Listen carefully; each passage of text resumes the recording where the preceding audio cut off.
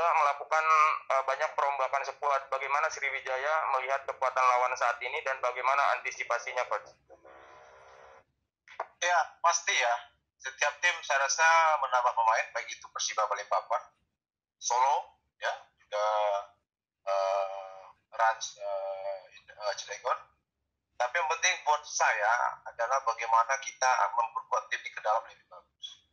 Bagaimana kita mematangkan taktikal strategi untuk menghadapi lawan-lawan kita di papan besar.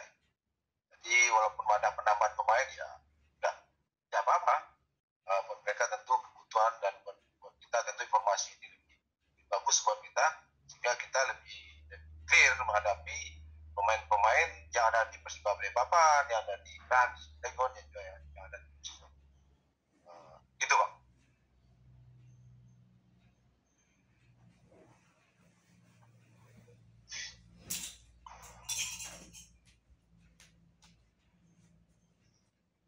Oke. Nah, dia bermain taktikal, dia bermain itu udah pasti kita pelajari dan rekaman video dia udah kita pelajari, tinggal kita memantapkan di pertandingan lagi gitu. Siap. Coach, ada Agustian Pratama.